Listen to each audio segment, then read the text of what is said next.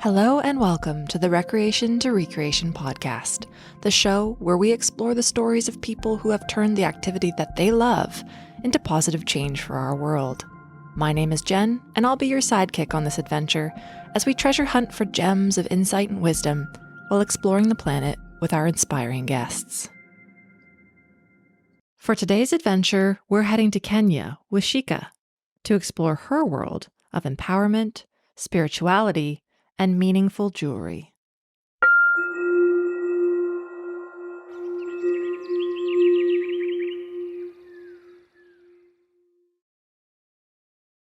Hi, Shikha. Hi, Jen. How are you? I'm really well. How are you?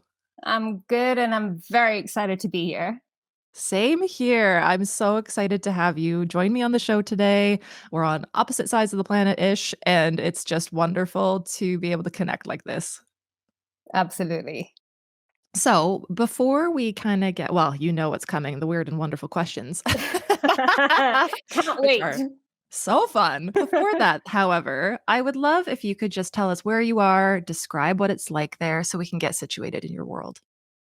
Okay, so I am in Nairobi in Kenya. This is where I was born and brought up, so it's home to me. Currently sitting in my apartment block, but I'm very blessed because my office looks out onto the most amazing sort of treescape. I'm on the fifth floor and I just have trees all around me, which isn't common for a lot of apartment blocks. I'm very blessed in that respect. So that's what I'm doing. I'm gazing out at the trees while I speak to you. The sun is streaming through. We're very fortunate to have great weather here most of the year round, being on the equator. That just gives you a bit of a background. So great. If you're ready, we will dive into my weird and wonderful questions that I have chosen for you. Brilliant. I mean, Hit me I with love them. these conversations, but for some reason, these just tickle me. So here we go. So why do you think we chose to call the number 11 instead of 21? Great question. And I think the wonderful human mind just likes to complicate things unnecessarily. Yeah. I That's was all I like, have to say about that one. oh, we'll just leave it at that. That's perfect. What is the weirdest thing you've ever eaten? Oh, that's a good one. I was just thinking of some sort of animal, meat that I've eaten, but actually, this is even weirder. I went through a stage of trying out veganism a couple of years back. And I think the weirdest thing I have ever had was I don't even know what it was, Jen. It was some kind of meat substitute replacement. And I have never eaten a dirty sponge before, but I bit into this thing and I was like, oh my God, this tastes like it's a dirty sponge. It was just weird and gross. I have no idea what it was. So, yeah, that's probably the weirdest thing I've ever had. And I can't even tell you what it was. Amazing. As a vegetarian, this resonates with me. When I first basically became vegetarian, the options were pretty limited. And I don't know if I've ever eaten something that tasted like a dirty sponge. However, I have definitely bitten into some like veggie patties that felt like squeaky would be the Yeah, word. yeah, I Which get is, that. not really what you're looking for from your food. Like Yeah. squeaky, like firm yet should it be firm? Like just questions that you ask yourself as you're eating something. You're like, oh, I don't know what this is. But anyway, I feel very lucky to have been on this vegetarian journey and to be now living in a world that has amazing substitutes from like pea protein and all this stuff. So 100% love that answer and Yeah. resonates with me very well. And I'm sure will resonate with every vegan or vegetarian or even, people who eat meat who have tried substitutes. We've all been there in some way, shape, or We've form. been there. Exactly. Giving presents or receiving presents? Giving, definitely giving. And I think Mhm. again, it's something about the feeling of giving is for me, I think it's even more heartwarming and yeah, definitely giving. Would you say this is my own reflections on things Mm. in the past couple of years being on this journey. I think we're going to definitely get delving into this later in the conversation. Would you say that you are someone who easily receives gifts or kindness, like compliments, love, or is that something that you have struggled with in the past? Because I'm speaking from my own perspective here and this journey that I've been on in the last couple of years of like learning to love myself for the first time. I would say I have a much better relationship with receiving now than I have before. That is a great question. And I resonate what you just said because, and it's something that I'm fortunate enough to have gained that awareness that I've not been good at receiving. I think that, again, a lot of it goes down to, past conditioning or just like habits that we've accumulated. I think that the giving definitely has something to do with that 100%. I think I'm going to add another little dimension to this. When I was just sort of picturing like the sort of feeling that I get of giving, running my own jewelry business and, pretty much being a solopreneur. So I do everything from like, make the pieces to package the orders. I get so much joy from, and this is like packaging orders for clients that I don't even know. I mean, most of my clients I don't know, I've never met in my life, but I get so much joy packaging these pieces and putting them into the box and putting the gift wrap and, every single element, every little element brings me joy. So I think maybe something that actually gives me more, I shouldn't say gives me more pleasure than receiving. I do like to receive, but I do find it difficult as well to receive. I think it's a really interesting dynamic to reflect on It is. personally. At least It it has is. been for me. And I very much, Mm. like you, like gravitate towards giving presents. I Mm-hmm. think that there's something so, oh, I don't know, satisfying Yeah. about really gifting something to someone that you know they're going to love or Mm-hmm. but also, releasing expectations of them loving it, but knowing that you put so much thought into, "Oh, wow, I really think that would be great for you." Yeah. And Yeah. not gifting just because of an occasion, but gifting Mm-hmm. just for the sake of giving joy, spreading love. Yeah, so I think this is actually like I put it in the weird and wonderful questions, but I feel like this is something easily could be riffed on for a very long Yeah. time. Yeah. Yeah. Okay, moving on though. Using a really high or a really low pitched voice, your choice. Could you Mm-hmm. please tell me how you like your coffee? I love it black. Was that your low pitched voice, Shika? I try to make it low pitched and it didn't come out low pitched. So we might have to do a retake, but I'm not sure if We're it's going to come out any better. we're gonna give you another chance. Okay, fine. Deep breath. Mhm. I love it black. Is that any better? Yeah, absolutely. You know what? It is what it is, and we are just gonna embrace it. We know now that you like your coffee black. Perfect. Regardless of the pitch of voice. You're hilarious. Okay. What music would you choose to play every time you walk into a room? Oh, good question. I definitely gravitate to very sort of like chilled, Zen background music. So it wouldn't be a particular song, regardless of what the situation is. If it's anxiety prone situation or a bit of tension, then that sort of soft music just kind of helps to put you in a chill sort of frame of mind. And if it's a happy sort of situation, again, it sets a tone. I mean, yeah, a happy situation, maybe you want something a bit more upbeat, but if you're only giving me one choice, then that's what I would choose. I think that's very wise. Yeah. If you had a chance to name a country, what would you name it? Oh, Jen, this is a good one. I don't know why this is coming to my brain, and I've heard this term somewhere, and I probably can't even pronounce it. Gargantua. I visualize it like a big country, like again a big sort of massive sort of land space, very green, very lush, rainforesty. So yeah, Gargantua. Mm, That's what I'm amazing. gonna say. Yeah, just very Amazing. mysterious. Perfect. I feel like it's kind of like Wakanda, for those Yeah, who have seen the yeah, Marvel movies. Yeah. yeah, exactly, Yeah. exactly. Which is a vibe that we like. Mm, So there you yeah, go. there we Amazing. go. As always, they bring me so much joy. to us. I love the randomness. So here we are.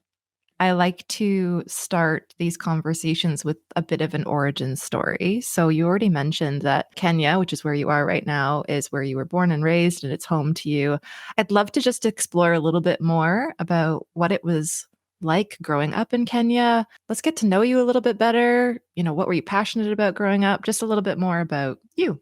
Sure. I would say I had a pretty normal childhood. I mean, I think, maybe a lot of people think of Kenya, third world, maybe a bit sort of like more challenging, but I was very fortunate to have, I would say I had a great childhood, loving parents, indulged in lots of, I would say, very simple everyday pleasures. It's the kind of things that we do that we now look back on and we say, the good old days. For example, going out on camping trips and being out in nature. And we're so blessed in this country with nature. We've got beautiful beaches and we've wide sort of savannas and we can go on safaris and just such diverse landscapes. And we would do a lot of that as kids when it came to our holiday time. And in a very simple way, like I said, literally pitching down tents, sleeping in sleeping bags. I know people still do that these days, but it's not nowhere near as common. Roughing it out. That was a big part of my childhood. I was fortunate enough to be sent to great schools. I schooled here until I was 18. The school I went to followed the British curriculum. So it sort of set us up to be sent overseas for university. Education, here in Kenya is great up until university stage. And even now, the universities are, pretty decent, but people tend to opt to go overseas if they can afford to send their kids. So yeah, that's what happened with me. I went to the UK. What happened, this is like going back a good sort of like 25-ish years ago, following the British system, you would get pigeonholed at quite an early stage. Like by the time you're like sort of 15, 16, you have to make a decision. And it's literally like, do you want to go into sciences or do you want to go into humanities? And humanities is basically everything that non-science based. So I guess even like arts would follow into that. And, you then had to choose what subjects and streams, and then even again, what you're going to do at university based on that. And I found that quite constricting at a young age because I had no idea what I wanted to do. I never had like a clear vision of this is what I want to be when I grow up. And I went down the humanities route. And again, still didn't know what I was going to do with that. And my father very wisely advised me, he said, you know what, go and do a law degree. And then after you've done a law degree, literally you can go and do whatever the hell you want. If you want to go and clean toilets, you can clean toilets. Like just get a good foundation, get a good grounding. And I thought, okay, well, fine. I'll go and do a law degree. So I went to the UK. I was at the University of Warwick. I did my bachelor's in law. Never loved it,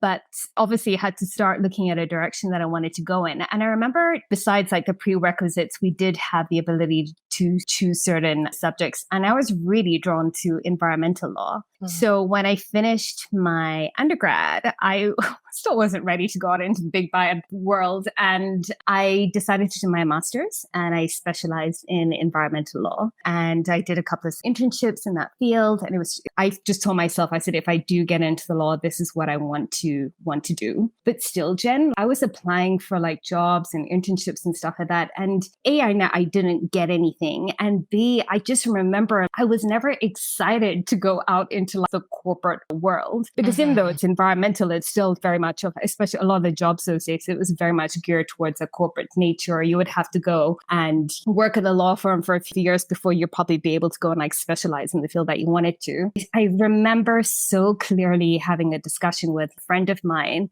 And it's just like, you know what, I know that this is a dumb thing, that this is the normal route that people take, but this is just not floating my boat doing this whole stuff, corporate thing. She's like, oh, well, if 90% of the population, do like 9 to 5, surely there can't be that much wrong with it. And I just remember listening to that and it just didn't resonate. My heart just sank. And I thought, oh my God, that's that. Don't tell me that this is what my life is. Yeah. Like I said, I didn't give myself very long, in the UK after I finished my master's. I came back to Kenya. There's a very long story about how this happened, but I think the sun, moon, and stars aligned, and synchronistically, I managed to get a position working on a wildlife and conservation project out here in Kenya. And initially it was just meant to be an experience for a few months, but a few months turned into almost 4.5 years. Being back out here in nature, working with communities on a wildlife and conservation project, ticking all the boxes for me. In a nutshell, a lot of it involved educating, like, the communities on conservation. It's quite sort of challenging because for the local communities, they're living hand to mouth, day to Mm. day. So they're cutting trees down to, make charcoal, then, sell that to get an income. There's a lot of poaching going on, and it's mainly for like the bushmeat trade. So, they would kill animals to go and sell them at the local butcher in order to just get some money to be able to feed their kids. I'm not even talking about high level elephant and rhino poaching. I'm just talking about Right. sort of small scale stuff. And obviously the big stuff did happen, but I'm just talking just, at a community level. They'd like harvest honey and they would have dogs with them, that they would take them into the bush.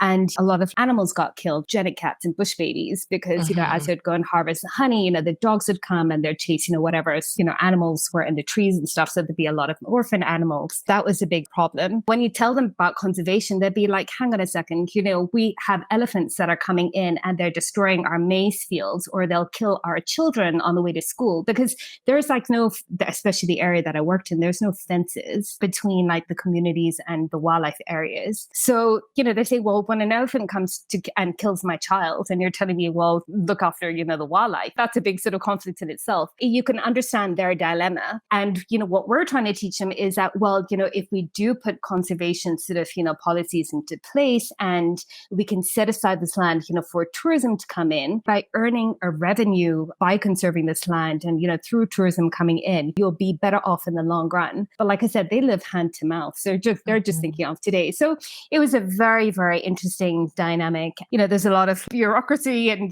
corruption that's involved. And a lot of Mhm. this takes time and energy and money, and everybody else who's worked in conservation, who's listening to this, knows that conservation is an expensive process in itself, and it takes Right. time to implement. It was very, very interesting. I think one of the most rewarding things personally for me was being able to play mom to a lot of orphan animals. That was very, very thrilling. And in hindsight, I mean, I've always loved animals. I've always had dogs and stuff. But if I knew that I had the passion that I did, I would definitely have done something like veterinary science when I was growing up. But yeah, I'm just so fortunate to have had that experience, sort of raising a lot of orphans. So that was probably one of my biggest highlights of being out there. And I guess this kind of ties into how I got into jewelry, because towards my later years of being there, that was like sort of like 2008. That's when like the big global financial crash happened. So in addition to running the project, we had like a sort of small tourism establishment where people come to stay. And again, that was a way to earn money or generate income to go back into the project. But about 95% of our bookings were canceled. A lot of our clientele were from the US and Europe. We were sort of thinking, well, how are we going to raise money, like even just to look after the orphans? So I was like, well, now I've got sort of time on my hands, and I've always been very sort of creative. Why don't I create a product that I can sell that can then generate income to help us with the orphans? Mhm. Yeah, so that's where jewelry came into the picture. And again, it wasn't something that I've always had a passion for. It was mainly like when I'd go to the local markets and I'd see the local vendors having these beautiful beads, from all over Africa. I thought, hang on a second, maybe this could be like, I just looked at it as a little fun project. But that's what I did. I just literally bought a bunch of beads and I didn't even have like, internet and YouTube back then. So it was just buying a couple of books and teaching myself how to make necklaces and earrings. Mhm. And and sure enough, they sold, and we managed to raise money from them. And I really enjoyed doing it. So that's how the jewelry aspect came into being. Wow, wow, wow. So much information. Okay, there's a couple of things that I would love to pick up on. I've got one that's like "Wah," right in the front of my head, but I want to save it because I think that's going to lead on into the next conversation that I would like to have with you. I want to Sure. go all the way back when you were talking about going through the British school system, because Yeah. it resonates with me because I also went through the British school system in the UK. Mm-hmm. Mm-hmm. And I also remember that time when you're about 15, 16, and they're basically like, you need to decide what you want to do with the rest of your life. I know. And similar Ridiculous. to you, I had no idea what I wanted to do. I really felt quite lost. And we had this day at school where we had to dress up like the university degree that we were going to do. And I actually wore my mom's grad gown from Oxford, and I basically taped a big question mark on my back because Oh, brilliant. I have this picture of it, and I came across it the other day and I was like, yeah, I remember being in the thick of that uncertainty. And I think that that system works really well for people who do know what they want to do. Like it really empowers them to like get on it, and you can basically get into the thing that you're really passionate about pretty much straight away. Yeah. However, for those of us who are the squiggly lines in the corner and we don't like, we're kind of just like smushing around trying to figure out, okay, do I like that? Do I not like learning more about what you don't like? And then Yeah. that also helps you find what you do like. So I think that's a really cool thing for people to hear. Maybe some of our listeners are, I love this thought that I have no idea who the listeners are. And so I love the idea that maybe there's a teenager listening or even I put adult in inverted commas because I think we're all basically 5-year-old pretending we know what we're doing. Um, but if you are in the midst of and we're going to talk about this later when we talk about, shifting into different Mm. things and basically reinventing yourself. If you find yourself in the midst of uncertainty, be in it. It's okay. It's actually like a really cool place to be because we have two choices. We can either see it as being stagnant and stuck, or we can see it as an opportunity that is full of possibility. I think it's great when somebody really knows what they want to do, they follow that path and it does its thing. I think there's something really cool about being the squiggly line. And I think if you can embrace that, it can be really amazing what then unfolds if you just let it. I agree so much. And Jen, I'm still the squiggly line. I'm still I'm Same. still shifting. I'm still evolving. I mean, maybe we'll go into this in a bit more detail, but especially in the last few years. And now I'm being so unapologetic about it, and I think it's Mhm. beautiful that, and why should we box ourselves into this is what you are and this is what you go to school for and you have to be this one thing. And sure, you know what, there will be, when you are in school, you will have to make a decision. And then, when you're at university or your first job, or what it is. But I think the beauty is not feeling that just because you've made a choice or a decision to follow one path, that has to be the path. And 100%. just allowing ourselves the permission to explore and enjoy and just look at it as a journey. Yeah, and I think that that's when you're in it at the time, you do feel you're like, "Oh, I'm making this decision and it's so big Mm. and I have to do this thing." I chose to accept an offer to go to the University of Exeter to study history coming out of high school. The week before, had basically my first existential crisis of like, who am I? What am I doing? Where am I meant to be? What is my Oh, bless purpose? you. And very fortunately, I have very supportive parents who basically said, "Why don't you just take a year off? Take a year off, work, save up some money, Yeah. travel if you can or you want to, start learning more about yourself." And the permission that gave me at a time when I couldn't give myself permission, right? Like as we get older, Mm. we have to learn to reparent ourselves Yep. as we are growing and changing. But at that time when you are really, I mean, we're always in a state of flux, but when you're a teenager, like you could not pay me to go back to be a teenager. Same here. Yeah, like, big hugs to all the teenagers out there. You Yeah. stick with it, whatever it is, being kind to yourself, not forcing yourself to be anything other than what you are. That's the greatest advice I guess I could Yeah. give. Um, Agree. just allow yourself to be squiggly lines with us, wherever you are.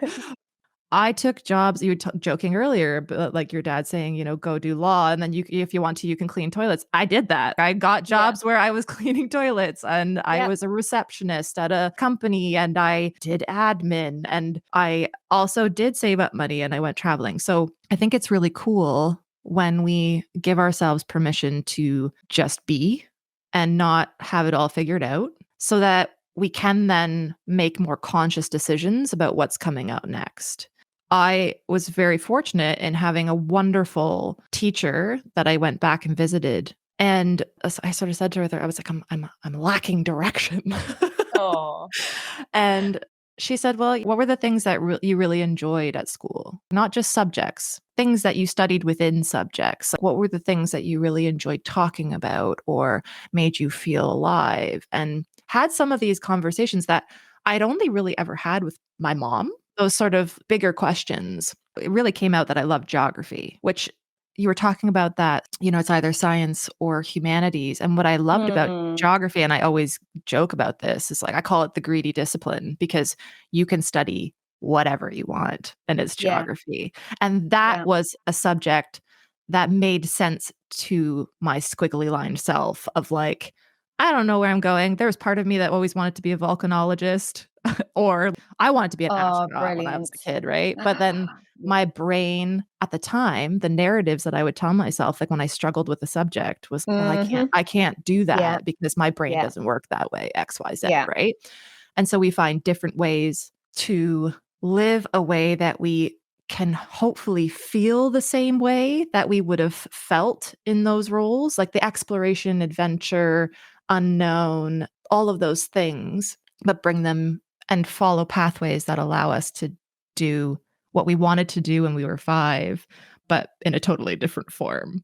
So that's what, when you were talking about that, that's where my mind started going like ding, ding, ding, ding, ding. I was like, yes, this is something that's so important for all of us to hear, regardless of what age we are, that we can Yes, always shift and change. I Yes. agree. And I just wanted to say, I know that we gave a shout out to any sort of teenagers that are listening, but I think equally it's great for any, parents who are listening who might have teenagers who are going through the same thing or dilemma.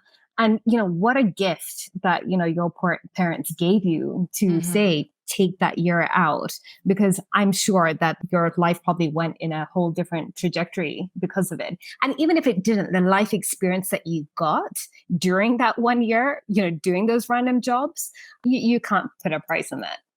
100%. And I think that what's really cool about looking at your story thus far that you ran us through, it's Mm, it's cool to me that you picked a direction which can externally look like a very definitive direction to go. But yeah. once again, you found the flexibility within it to follow a path that was meaningful to you. And we have to know that every experience we have along the way builds foundations that might surprise you later, right? It's transferable skills that you didn't realize were going to serve you in a certain way until you find yourself in a situation later in life and you're like, wow, it's actually really helpful to have this legal jargon figured out. Like I can imagine within the conservation context, knowing the legalities of things, like that's something that if you hadn't have gone down the law route, maybe you wouldn't have had that depth of perspective to bring to the table. So I think it's just a case of knowing that regardless of what choice you make, there really are no wrong choices because we can always course correct and we can always find value in everything we've ever done. Yeah, 100%. And I'll just quickly insert something in just to validate Mhm. what you said. Because, yes, I mean, yes, having that legal background did help. But not only that, again, in hindsight, so I told you about like, the whole sort of financial crash and conservation being an expensive process. And also because of like, the politics and the bureaucracy and stuff.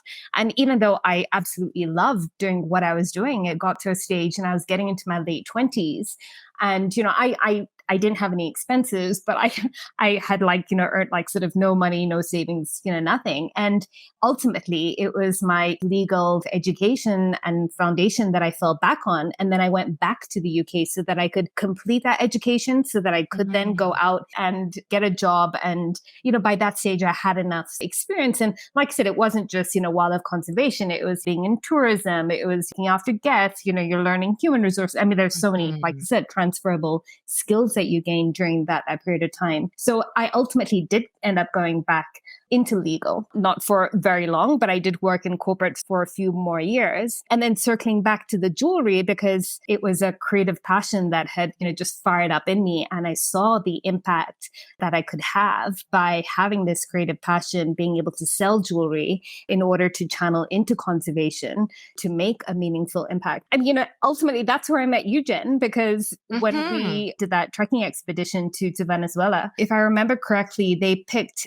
10 participants who were able to raise the most amount of funds for that project. And the Hmm. way I raised funds was, again, I just did exactly the same thing. I still had my beads with me, which I'd taken to the UK. I remember setting up a stall down at Camden and, setting jewelry for a couple of weekends, and also to sort of friends and family. And that's where that took me. So it's funny, different things that you sort of pick up, skills and creative aspects that can then go and make an impact down the line. I was just thinking that. So is this the time frame when we met? Yeah. Yes, Okay. exactly. Right. And I mean, that's so cool to me that was the point of your life journey where I then entered stage left. And, we we had our own experience together out in South America, and you were my hiking buddy, which, let me just paint a picture for everybody. I am 6'1", and Shika is like, are you 5'2"? 5'1". So there's, like, a good foot height difference. And we were basically by each other's side up this entire mountain. I would say in many ways I had a much easier time of it than you did, because we had to climb over these giant boulders. They were I don't think basically it was, taller than yeah. you.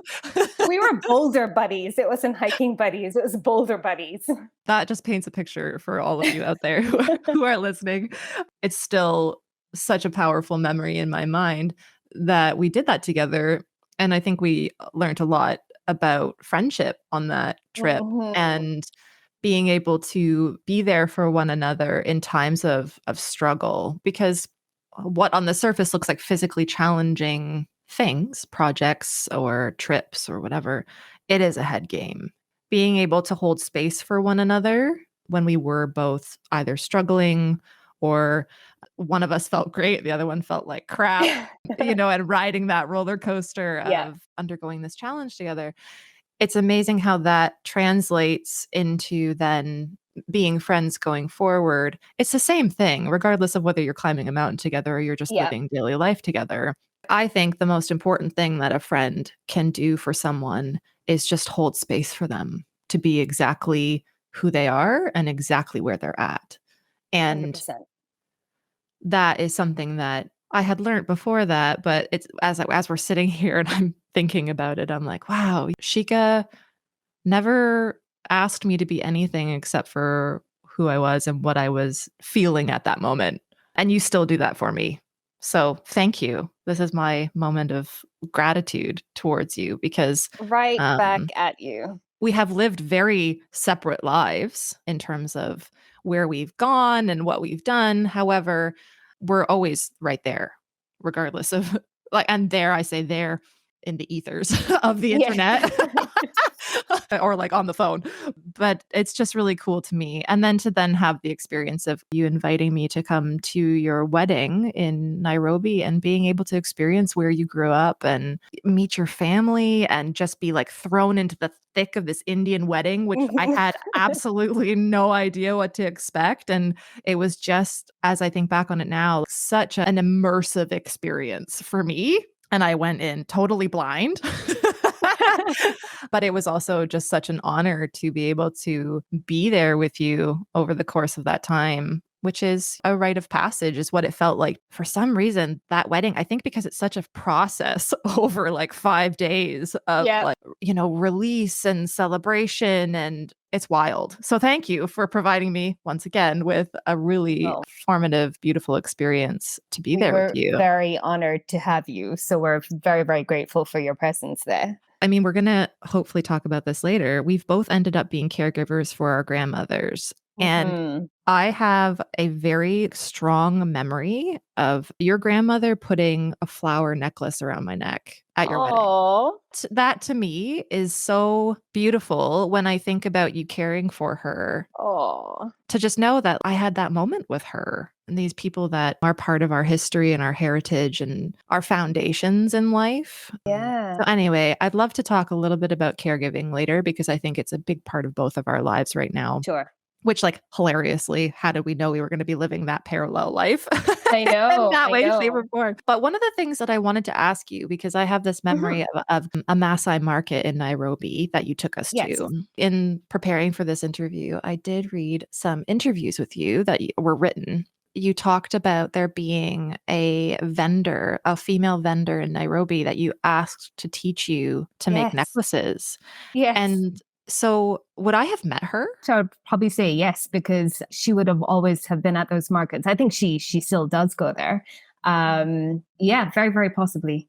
Well, and I love that you included that as part of our experience of being in Mm. your hometown. Mhm. And you took us to wildlife orphanages as well so that we could Yes. basically experience you and your life in 5 days. I like that. Now I'm realizing it wasn't just an immersive experience being in Kenya. It was like an immersive experience of being in Shika. A day in the life of Shika. Exactly. So I would love to hear a little bit more about how those relationships have helped shape you as a creator of jewelry.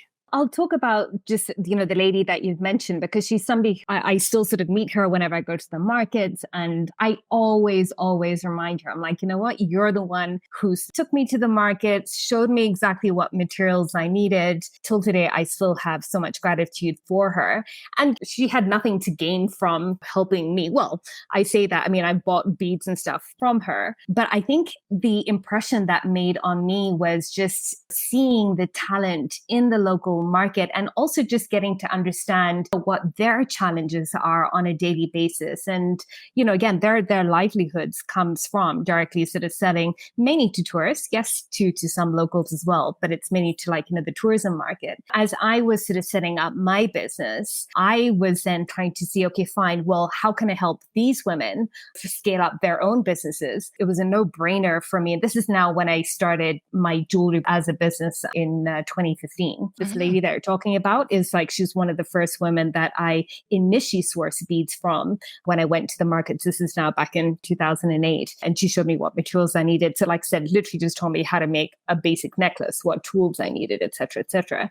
And I had maintained that relationship with her even when I then came back to Kenya to live here. I then thought, well, I might as well outsource, a lot of my production to her and fellow crafters as well. By doing that, they're earning like an additional income and just, exchanging ideas about designs and using sort of higher quality materials with better sort of finishes instead of like, brass ear wires, using good quality gold plated findings so that then they can fetch, a higher price in the market, because not only does it aesthetically look more pleasing, it gives people less allergies, et cetera, et cetera. So, it was a give and take, we're exploring designs, how to support each other. And then that translated not only to like the beading and jewelry aspect, but I thought, well, how can I now bring this into other aspects of my business? So, for example, the packaging, you get these beautiful, we call them banana boxes. So they're made of banana leaf fiber. And again, you have these local artisans who make them. So there's a couple of women that I support in that respect. And again, trying to mentor them and say, well, we lined it with this fabric, it'd be more durable, it's going to like look more attractive, you can fetch a higher price for it. So, just also teaching them a bit of business skills, just supporting each other and paying it forward. And I think establishing those relationships has really gone such a far way in helping both of us out. It's interesting because it echoes one of the weird and wonderful questions that we had about giving and receiving. And Yeah. every interaction that we have, whether it's with a stranger or someone like this that we're slowly building relationship with, or someone within family, there is this give and take. I love the idea that she would have just walked you through the basics with Mm-hmm. probably no ulterior motive than to Yeah, just there be with wasn't. you and see that you were passionate about it. And I think that that is just the beauty of humanity Mm-hmm. and something that we can all seek to emulate. We don't have to be focused on an outcome Yeah. of our giving. We can just give because it brings us joy.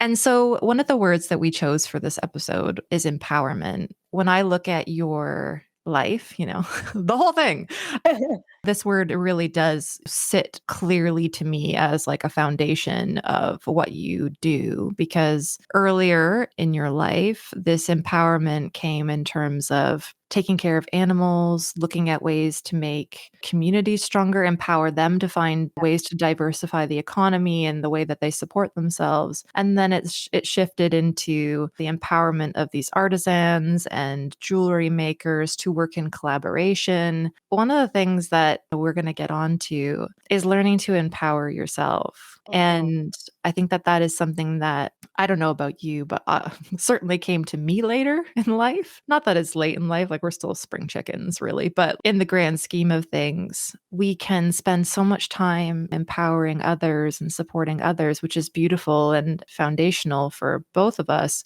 But I think one of the toughest things we sometimes come up against is learning to empower ourselves and give ourselves the same love that we give others. I can resonate with that. Yeah, 100%. And that's definitely been my experience of this coming, like I said, very recently in life. I do want to know a little bit more about your jewelry companies, plural.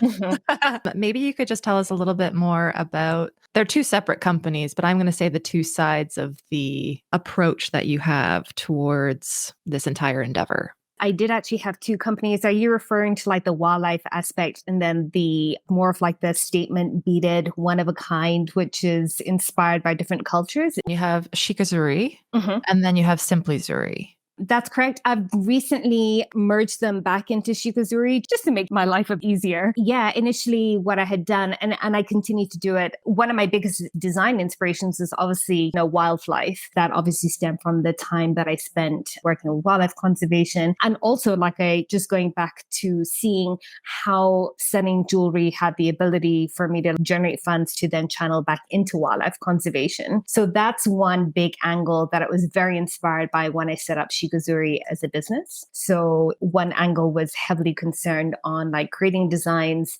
that were inspired by wildlife, and then we could channel a portion of the funds to different conservation projects that we'd and causes that we'd sort of select over different periods of time. The other angle is I've always been very inspired about tribal and ethnic adornment from different cultures, not Mhm. only Africa. I mean, Africa is a big inspiration for me, but having lived in the Middle East, I lived in Dubai for about 3 years and would travel around the region quite a lot and just, again, pick up all these beautiful pendants and beads when you'd go to like the local souks and markets. So I'd acquire a lot of those. But what I wanted to create with Shikazuri was not just African jewelry or Middle Eastern jewelry or Indian jewelry. What inspired me was to combine these different components and elements and beads from different cultures into one piece to create a fusion. And I would call it like a melting pot of cultures in a single Mm. piece of jewelry. And I thought that the reason I wanted to do it is because I was like, well, we live in a very cosmopolitan society. We are multicultural beings. And even if you're Mhm. born and brought up in Canada or the UK, where a lot of us are global citizens. I mean, even if you don't travel much, a lot of people love enjoying food from different cuisines and stuff. Just Mm. and we Yep. have friends from different cultures. So, but it doesn't mean that you have to live in a different place or you have to travel. Just our normal daily interactions are Mhm. very sort of multicultural, multifaceted, put it that way. And I wanted to reflect that within a piece of jewelry. So I was like, well, I don't want to again just stick to just, one genre. If I am inspired by these different cultures, why not combine them? And my tagline is jewelry with a story. So not only would it just be a piece of jewelry, I would like write a whole story about what each component was and where it comes from and what the symbolism of that piece or those beads are to the cultures from which they originated. So that's what makes buying a piece of shikazuri so distinctive, is that it comes with a history and style and soul and culture all fused into a piece of adornment. Oh, I love that so much. We have a very similar mindset in terms of always wanting to make sure there's a charitable element to the work that we're Yes. doing. And Yes. so, like with this podcast, there's a cause for every episode that the guest gets to choose. We talked about the empowering of artisans and working with local communities and sustainable sourcing and all of those good things. But you also do donate part of your profits. That is correct. So could you tell us a little bit more about that? Like I said, when I was doing the wildlife jewelry, I would select like a different cause or an organization, and it would either be for a specific duration of time, or if I was doing an exhibition, and I often collaborate with different artists. So for example, for the past 2 years, I've been collaborating with a good friend of mine who's also a very artistic creator. She does scarves, and she's based in the UK, but she's also from Kenya. And we often have, one big exhibition every year, and we pick a particular cause to support. So we've supported the Amboseli Trust for Elephants. They needed like a water bowser to be able to transport water across. We've supported an organization called the Ann Kent Taylor Foundation. She needed a sewing machine. She's based out in the Masai Mara, but rather than a wildlife angle, we took the social angle. So she was trying to empower the local Masai women to stitch cotton sanitary pads because, they don't have access to pads and stuff Yeah, I out love there in the that. wild. And also, again, if you're using sort of plastic pads, it causes a lot of environmental pollution, but they can't afford to get them. So she was teaching them to kind of stitch their own reusable pads. So, it sounds like so mundane, raising money to help to buy sewing machines, but that sewing machine has like such a massive impact on these women's lives because they can now stitch sanitary wear for themselves. I also used to donate to a program called the Mara Predator Conservation Program, and they would work in the Mara ecosystem with local communities, looking into like declining populations of cats and predators out there as well. So there've been various different, rather than just sticking to one, there have been like different organizations that we've selected. And, towards the end of this call, I'll tell you a little bit about the cause that I've chosen for your listeners to support if they so wish. I love that so much. And it's part of why I wanted to let the guests choose a different cause each month. It's been really fun for me to donate to things that I may never have come across on my own. The whole point of this podcast is to have these deep and meaningful conversations with people across the planet who are, doing cool things, but also to expose myself and then hopefully expose other people who are listening to just the diversity of amazing initiatives that people are spending time and energy and effort to create in order to protect and make positive change where they live. It's so cool to realize that we're doing that in parallel as well. So you say mundane in terms of the sewing machines. I mean, I have a very different perspective now about what it means to instigate meaningful change and have a meaningful life. I used to think so much bigger about things. Like, we have to have big change. I had this term that I called being a glocal, which was like a global loco, someone who, you act locally and then that ripples out into having global effects. And what this last little bit has really taught me in being a caregiver, and basically I'm not able to go anywhere. I am in one place, and I'm very blessed to live in a beautiful place where I am constantly inspired by where I live. And then these conversations, when I thought I was missing travel, a lot of what I was missing was the conversations I would have with people when I was traveling, when you're outside of your daily context. And so on one hand, these conversations serve such a beautiful purpose for me to get out of my daily lived experience and immerse myself in whoever's world we're exploring. But then I've also learned to really be rooted where I am, and realizing that living a meaningful life is really just about curating and allowing your daily lived experience to flow and just finding joy right where you are. And also not just joy, but whatever emotions are coming up, navigating whatever they are, not saying, oh, it'll be better when XYZ, or life would be so much better if I lived here or there, or I had that. Just living in the present and being grateful for what you do have, focusing on what is thriving. And when things aren't, sitting with it, sitting in the discomfort. And I think that's something we've talked about this a lot, just in terms of our shared experience of not just caregiving, but our personal journeys, our spiritual journeys, or whatever you want to call it. And it's interesting to me, when I read the one article, you talked about going and doing law. And then you went and worked at this lodge and in the animal orphanage and then coming into jewelry. It's really interesting to me. I don't know when this article was written, but knowing you now, and you and I are, as is everybody, we're all constantly evolving, but we've had some pretty deep and meaningfuls about our conceptualization of life and meaning and purpose and finding our own life path, life mission, spiritual connection, all of that kind of stuff, which I think we're going to delve into next, hopefully. But Yeah. you actually said that I started this journey into jewelry making by accident. And I'm just curious, knowing you as I do now in this current iteration of who you are, would you still say that it was accidental?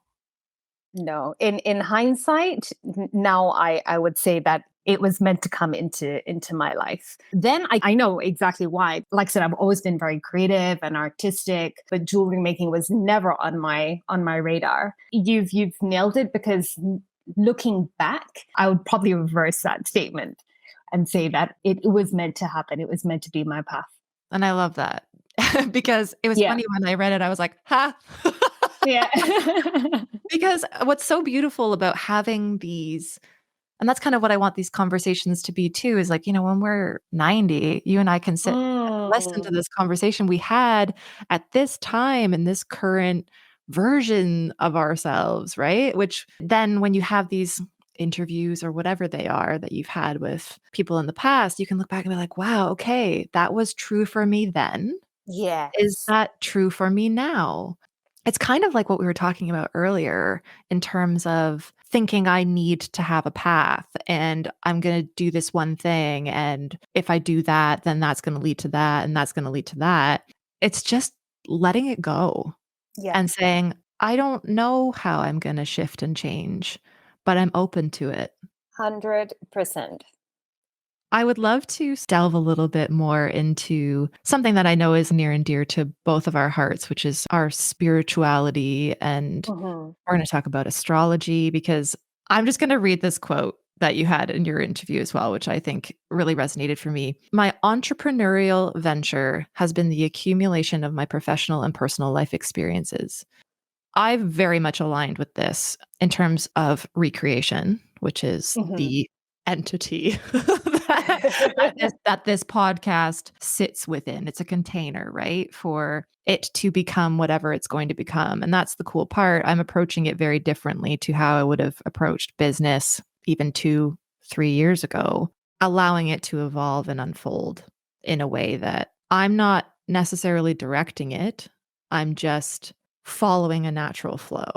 And this has Yeah. been very challenging. And I've used this Mhm. as a experiment, even just within the way that and for those who have been listening to these episodes, even since the beginning, if you go back to what my brother calls my first pancake with Laura, which was my first episode, I was so nervous. And it's not that I don't get nervous, excited about these conversations now, but then I felt like I had to really direct the conversation. I had to have certain points that I was going to cover. Mhm. And I was like, okay, well, if I don't get these points covered, is that going to be a meaningful conversation? And Yeah. you can hear it in my voice and the way that I'm communicating. And it's not that that conversation is any less meaningful than this one because it was more scripted in terms of I had the questions sitting in front of me and Yeah. I'm like panicking.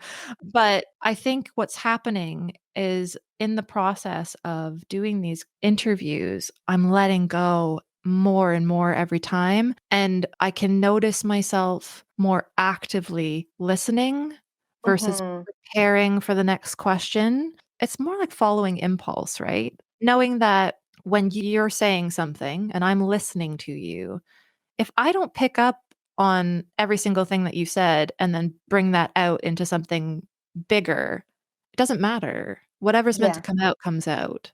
I think it's the same when we're thinking about our daily lives or the way that we communicate with one another, like how conversation flows. Like, I think learning to actively listen, shut up. I mean, I say that now as I'm on this rant, but really being able to, when someone is talking to you, don't be having a narrative in your head about what you're going to say next. Yeah. And I think it's the same with life. Can you be present with all that is happening right now without needing to direct what's happening next? And that to me is a big part of spiritual living and mindful living. Can I just be where I'm at, be fully aware and alive and present in what's going on, knowing that what's going to come next is going to come next, and it's going to be what it's supposed to be, I'm resonating with everything that you're saying. which I am not surprised. So, for me, I would love to hear, as a reflection, we talked about this briefly when I asked you to come on the show about imposter syndrome and the Mhm. narratives that we create in our minds that are basically limiting beliefs, right? Like, who am I to come on the Yeah. show? I had the same thing. Who am I to create a podcast? Anyone listening, I mean, it's basically who am I to blank, whatever Yeah. it might be for Fill you, in the gap. right? Fill in the gap. And so when we were talking about that, and that's why I love the word empowerment that we chose, because when you made a distinct shift, like I've been following your business, Mhm. you made a really big shift in your whole world where you basically found a passion for astrology. From my perspective, it was like watching you take a leap of faith to come out as Yeah. as an astrologer and say, "This is me. This is the next iteration of me, and I'm going to find ways to weave this into what I'm doing, that the jewelry can be a vehicle for me to, or a container for me to really bring this new passion into the world, birthing creations, weaving beauty into the world in a different way." You inspired me to be more me Oh. and to be proud and loud about who I am. For me, it's been a very interesting process of becoming more spiritually aware. And I mean, it's all ego, right? To put any label on yourself at all, to say, like, I am spiritual. But it is helpful to have ways of saying that to other people so that we can find new ways to connect. Because the conversations I have with people now that I recognize myself as a spiritual being having human experience are very different from the conversations Yeah. that I had previously where I did not have a spiritual connection at all, and I thought it was just all chaos and so I'd just Yeah. love to hear from your perspective, when you started this journey or it came to you, how did that all unfold and how did it feel? First of all, I just wanted to talk about what you said that I inspired you. And I'm very touched that I inspired you. Me coming out on social media and talking about this avenue, that was a big act of bravery on my side because. And I think again, like I said, we're all guilty of this whole imposter syndrome. Who am I? And I don't have the right, or blah blah blah blah blah. Like you said, fill in the gap. I did that more for me, just to get out of my own head.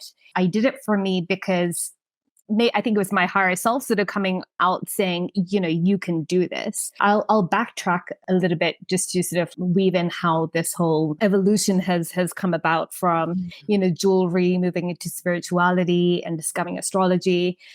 The last sort of couple of years, particularly since the pandemic, I think it's affected everybody in very, very different ways. I think for me, I'm actually very grateful for the time that I did get to sort of just step back and evaluate, when it was a bit of a quieter period in my life and think, okay, and reflect, am I really living my purpose? And I love doing shikazuri, I love creating jewelry, but I was feeling a bit of a void. And I was like, there's something missing here. And literally, Jen, it's been a journey, like it's been a 2-year journey, but particularly that sort of 1.5 years, I think it's like sort of like the 2021-ish sort of period where I was going through my own spiritual awakening and soul searching. And I had a few guides and mentors who helped me along the journey. I did a course that was called Becoming Your Own Alchemist. And in a very simple sense, I mean, one big component of it was getting my Reiki practitioner certification, which is something a lot of people do all around around the world. It usually only takes a few days to do, but this is actually a full 1 year course. It's about sort of stepping into your own power. This is where the whole empowerment thing comes in, about, learning how we're vibrational beings. Everything is energy. We've all heard about the law of attraction and the secret, Mhm. but I was now really understanding that I'm manifesting exactly what I'm putting out. And we've had this conversation before about how everything in our life is, it's just a mirror. Mhm. But like I said, you hear all these things, but when you start to do the work, and the work goes into learning about behavior patterns and why do we have imposter syndrome, and looking into like childhood patterns and deeply conditioned ways of being, Mhm. learning about triggers. And it was a whole process of Mhm. me just learning about myself, and that in itself was very, very empowering. And as I was learning more about myself, I just kept on having this question about, what is my purpose, what is my purpose? And it was coming, and like there was this act of desperation. Like as I was learning more about myself, the void was becoming deeper, because I just felt like, and I needed to excavate all this stuff out to find my true path. And I remember my mentor saying something very meaningful to me one day, because I was like, oh, I feel like I'm in a better place. I'm being a lot more intentional about how I think of things. And hence I'm attracting very different situations and people into my life in a very positive way. But I still had this purpose void. And she's like, you know what? Stop putting so much pressure on yourself. Your purpose could just be to make somebody smile. That had like such a profound impact. And it's something that I never forgot her saying. And it took a lot of pressure off of me. And that's where the whole sort of surrender came in. And it's like, okay, maybe I am here to do Shikazuri, and maybe it might change in a year. Mhm. And it has, like, even over the course of this year, I've actually, on the one hand, I've been thinking, okay, I'm going to transition out of doing Shikazuri, and it's going to be full-time astrology. And Mhm. then as I was channeling more of my energy into that, I absolutely love astrology, but I also love the creative aspect of Shikazuri. So Mhm. this is where I was like, you know what? We don't have to pigeonhole ourselves into, it's got to be one way or one path. And this is where I think we're coming full circle into how we started off. And this is where it's all about surrender and just feeling into it, day by day and minute by minute, and being present.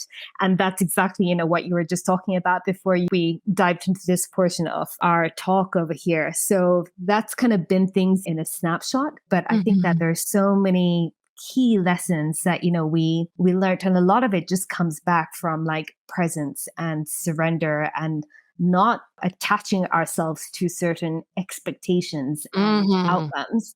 And I think there's nothing wrong in having hopes and dreams and aspirations. That's all great. But to hinge everything on, it's gotta turn out this way, that's a way of living that I was very attached to. Don't get me wrong, I've still not mastered the art of full surrender, but I see so much beauty and ease in my day to day being by Mhm. just letting go. Yeah, and I think what's so interesting to me, the this stuff just makes me laugh because it's when we think about, okay, I need a purpose. I think that this has its foundations in our own conceptualization of our worth. Yeah. Am I worth XYZ if I'm not busy? Am I worth and worthy, right? Worthy of Yeah. Yeah. whatever it is that you seek to be or have or experience, right? One of the things that I've really realized is that self-worth foundation and the surrender is I have worth and I am worthy even if I'm just sitting here breathing. Yeah. It's funny, but it's also just like, yeah, of course, that you and I have had the same timeline on this awakening journey, both similarly out of our own versions of desperation. And it's really interesting to me when you go down this route and you start to, I love that you use the word excavate, because I think Mm. that so much of what we think is us is just things that we've built up around us, right? And they're Yeah. usually there to protect us or based on things that we've heard have happened to other people or maybe have happened to us in lived experience or whatever it is. And it's about just pulling it down brick by brick, stripping it away, and realizing that as we ground ourselves and we find, to me, it feels like coming home. It's like coming home Yeah. to yourself. Yeah. And one friend literally was like, yeah, you just needed to burn it all to the ground. And I was like, oh yeah. And Yep. Yeah. that can feel very traumatic, and like that letting go you're talking about, the surrendering, Mm, releasing attachment and expectation is really, really scary at first. Releasing blaming others for things that have happened, the forgiveness path, which, oh, don't even get me yes. started, and learning what forgiveness means to you. I remember starting to read different types of either spiritual or non-spiritual conceptualizations of what forgiveness means. And I was like, can someone just give me a how to on like on Give me a forgiveness? manual, please. And then what you come to realize is it's just it actually comes by taking 100% responsibility for your lived Yeah. experience. And that, to the ego, feels like death. Yeah. It's like, wait a second, I'm entirely responsible for everything that's ever happened to Mhm. me, whether I label it Mhm. good or bad. And, like, did my ego go kicking and screaming, and still does when I catch myself in this sort of what I like to call the blame, shame, or defame mindset, Yeah. externalizing how I'm feeling rather than inviting myself to get really quiet and be like, "Is it actually this situation or set of conditions that I find upsetting? Or is there something," as you were talking about, that conditioning, lived experience, societal norm of understanding of certain things, XYZ, Yeah. or is it something that's deeper and that I can actually not push that part of myself away, but actually give it the stage for a second to say, I'm feeling a certain sort of way about this, and I have not been heard. You've been shoving me in a corner, locking me in a room for a while. Yeah. And then inviting that part of you to come forward and have a conversation with it, and realize that it's, Mm, once people start to go down this route, there's lots of conversations about your inner child. I talked about it earlier in terms of learning to reparent yourself. It's really just recognizing that you have all the cards to completely curate what you believe to be true. yeah. And Um, you and I have laughed about this before in terms of even if this is all bullshit, it's a much nicer way to live your life. 150%.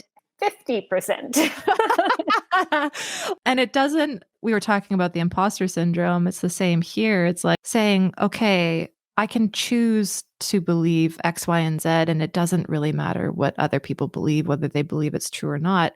I can sit within myself at home in who I am. I can be my own anchor. I don't have to look to others to validate me or to affirm what is true for me. It's interesting because was reflecting on this yesterday about how I used to be really hyper independent. I don't need Mm, anybody. I can do yeah. everything by myself. Myself. And then, you get into relationships and situations where you then can sometimes skew the opposite direction into codependency. Yeah. And then when those break down, it's like your total sense of self is flipped on its head. And they call this like the dark night of the soul, or, whatever you want to call it. It's Yeah. basically where your perception of reality comes crashing down. Yeah. And it's when we learn to be interdependent. When we become at home in ourselves, we can be in relationship with others in such a deeper way where we're not reliant, but we also are reliant. It's hard to explain, and I don't really have the words for it, but it's just this beautiful coexistence of the give and take, like we were talking about, right? Like Exactly. giving and receiving. I think the big part of it is giving people permission to do the same. 100%. And like I said, I love how this has all come so full circle from the beginning. It's all about like that balance of giving and receiving. And before, if you had asked me this, like in sort of a few years ago, I would have no problem. I'd be proud of saying, yeah, I'm happy. I'm happy being a giver. I don't need. And again, being Mhm. hyper independent. And it's only now that I've realized that no, it's so important to be able to Mhm. strike that balance and doing it with grace and ease, just having that humility as well. It ties everything up so nicely. I know that this has really helped in terms of navigating my current set of conditions as a caregiver. because Mhm. it's literally in the title, giver, that you are Yeah. giving care to someone who is Yeah. at a stage where they cannot care for themselves in the way that Mhm. they need in order to thrive, or in some cases, Yeah. for some caregivers, to survive. I think that that's something really interesting that would be, like, such a beautiful way for us to finish up this conversation because I wanna be aware of time. Mhm. But for you, how has this we haven't even talked about astrology. Oh my gosh, okay. Sorry. Like I said, this is gonna go whatever direction it needs to go. Oh, So, absolutely. I feel yeah. like we could do a whole other episode on astrology, but I would love to know for you, what does the experience of being a caregiver mean to you in this new awakened mindset or context that you find yourself living in? This is gonna sound terrible, but again, I think a few years ago, it would have been, this is a harsh word, but I would have looked at it as an inconvenience Mm. and, like, why me? And maybe again, a bit of resentment because Mhm. it does, when you're there, you have to be fully present for the other person, when you are giving. And back in the day when like you said, I would give high value or I'd be prideful in being busy, but in being busy in my work, in my entrepreneurship, in achieving. Whereas now, and I am very fortunate that this experience has now come into my life at a stage where I have shifted so much within and my perspectives and my attitude towards different things. I think for me, it's a massive perspective shift. Like I said, I think a big thing coming back to the whole being present, I find that that's so important.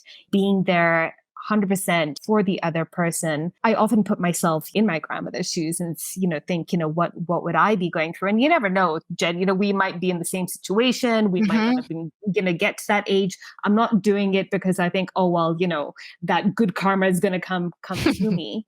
But I Mhm. think that, there's so much that we can learn. Like I said, it's a big lesson is presence, is compassion, is Mm. grace.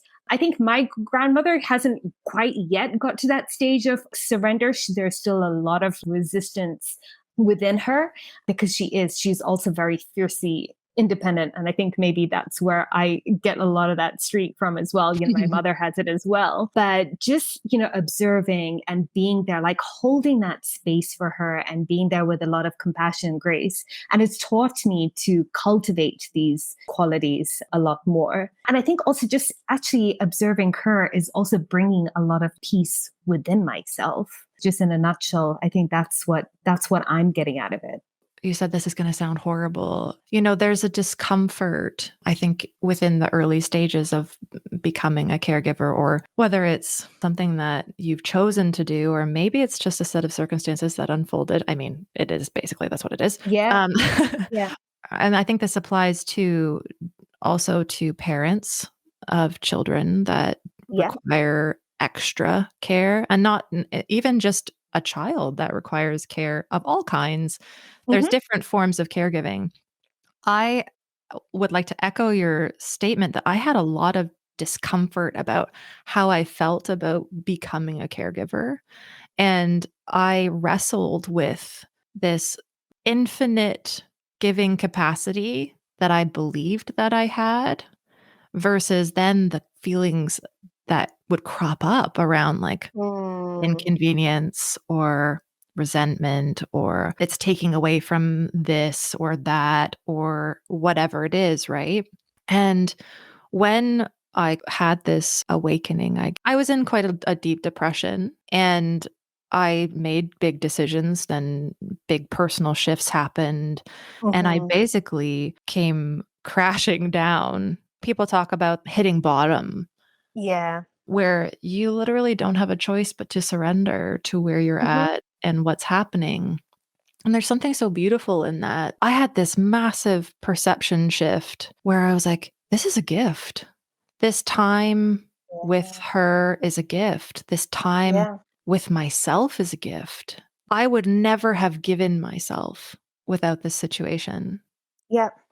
The reality of when you get into sort of spiritual ways of looking at things is perception is everything.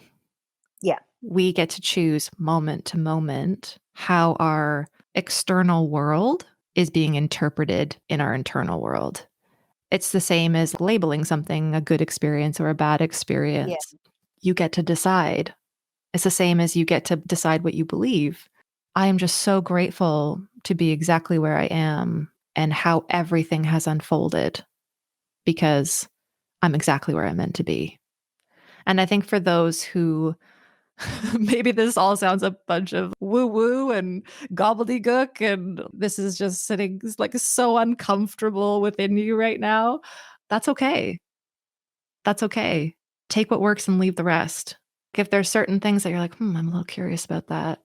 I encourage people to just look at it first intellectually, read some things that might be a bit different to what you've read before.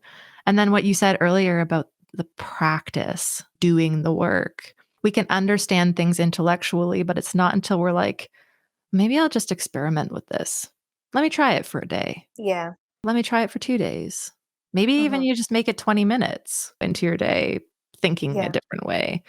This has been a really powerful part of both of our stories. And when it comes to something like astrology, I think it's kind of like Marmite. People love it or they hate it. Yeah. I don't think there's a lot of in between, although I stand to be corrected always. For people who are maybe a bit meh about astrology, I think what I would encourage people to realize is that astrology is really just inviting you to get to know yourself deeper.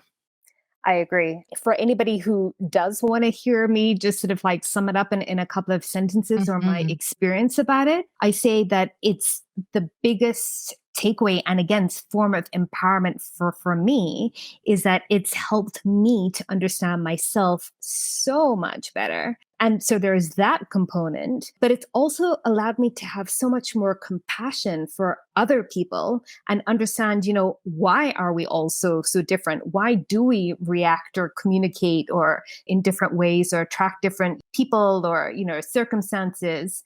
So Mm. that aspect has been huge for me, even if I only use it or if anybody only wants to explore it in their own sort of personal capacity. We all think that we know ourselves, but like I said, I've been studying my chart for the last 2 years and I'm still learning more and Mhm. more. And it's very empowering and B, very liberating as well.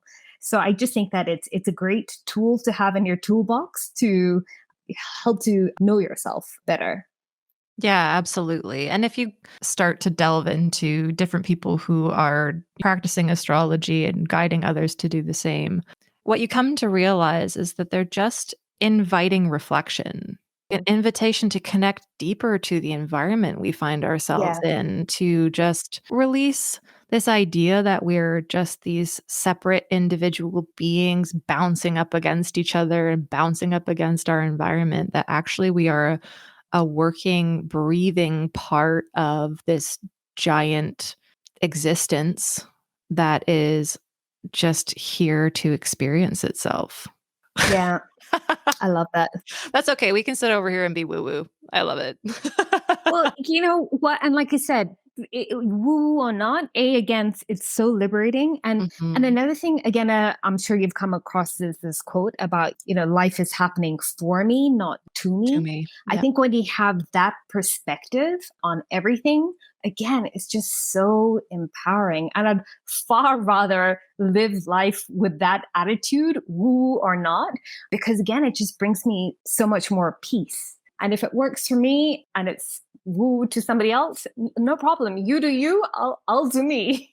Yeah, absolutely. And I think that that is sometimes, especially because we're newer to this way of thinking, it can feel like you are part of a small minority that thinks Mm. this way or believes this way. But actually, when you start to, I call it like crawling out from under my rock Yeah. that I'm living under and engaging in different communities. And that's why the beauty of the internet and being able to connect with people across the globe is that there's huge communities of people who are living Mm. this way, not just in order to live a better life personally, but there's always this tipping point where now I just want to give. I just want to Yeah. give this I want to be able to do this for other people. I said that earlier, the feeling of coming home to myself. Wow. how can I help other people feel that same belonging Yeah. within Yeah. themselves Yeah. and know that Mm. when you find that, you then belong everywhere you go. So beautiful. And I love the saying, life is happening for me rather than to me. One of my favorites Yeah. is everything is always working out for me. Love We're it. so quick to label experiences or situations as good or bad or Hmm. whatever, pick from the spectrum. But when we can say, regardless of the conditions, so living unconditionally, everything is always working out for me. Yeah. Love that. So, oh my goodness, this is I have just loved this so much, which I knew I would. I was very excited about this conversation. I love it. But what I would love for you to do now is tell us a little bit about the cause that you chose for this month. So I've chosen a cause called seed balls, and basically the charcoal industry it's huge in Kenya. I'm sure it's the same in many other African countries. So a lot of trees are cut down for the charcoal industry, and there's a lot of waste, charcoal dust that remains from this industry. What's done is that the charcoal dust is collected and it's used to coat indigenous tree seeds. It protects the seeds from predators or extreme weather conditions. It avoids the use of having like tree saplings in plastic bags. So it avoids the pollution element. And what they create is a seed ball. And basically, you can just like throw these seed balls anywhere. And when the conditions are right, when there's been rainfall and the right germination conditions are there, these seeds will hopefully grow into saplings and then trees. So it's a great, inexpensive, and efficient way to encourage reforestation. Trees are something that's very very close to my heart.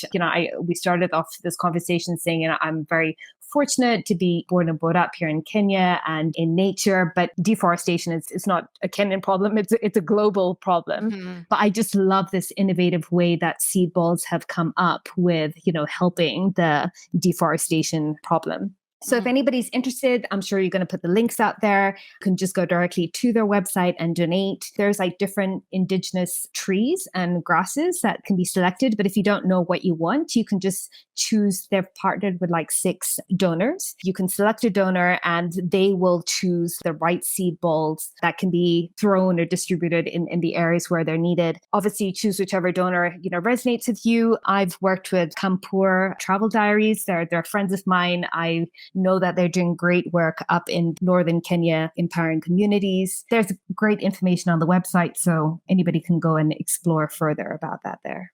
Yeah, so cool. What a great choice. I absolutely love that. I'll look forward to donating. Oh, thank you, Jen. Thank you for choosing it. As I said, part of the joy of this is finding out about so many diverse projects that are happening across the globe that as we operate in our normal spheres of life, we don't necessarily come across. So, I am really looking forward to donating to that. Oh, brilliant. And as you know, there is one question that I did provide ahead of time because we end every conversation this way. So I'm very excited to ask you this question. What do you think is the meaning and purpose of life, the universe, and everything? Well, Jen, given the conversation that we've had today, I don't think this is going to come as much of a surprise because I think it just summarizes what we've talked about. But in a very simplistic terms, I think it's just to become the best versions of ourselves so that we can live the most fulfilling and empowered life that we can. And, just to keep on generating good karma so we don't have to come back in the next life and experience the same hardships and tough lessons. And I think, again, there's many ways that we can do this. I think getting to know yourself is so empowering, and there's many modalities. For me, it's been astrology. For you, I know that you're very passionate about meditation. It can be breath work. It can be mindful living. Whatever it is, there's no one right way for Mhm. everybody. So I think just explore, the modality. Go and live the best life that you can live. Through the conversation that we have, hopefully we can inspire others to follow a similar suit. Spirituality isn't for everyone. So find the modality that works for you personally. Living life on earth, it doesn't have to be tough and full of hardships. And you don't have to have money to live a fulfilling life. So yeah, that's my little spiel. I love it. Yeah, that we're all just here to Explore, experience, and expand. Yep. Thank you so much, Shikha. You are so welcome. I have really, really enjoyed this, Jen. Thank you so much for this opportunity.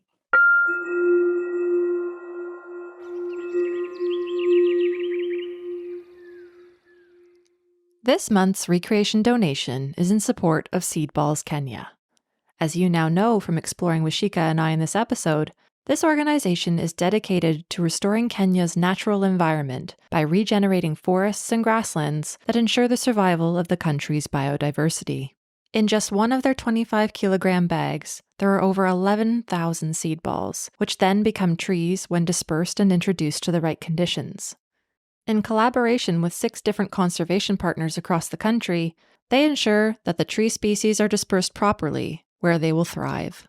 Over 35 million seed balls have been distributed since 2016, and now it's our turn to be a part of it.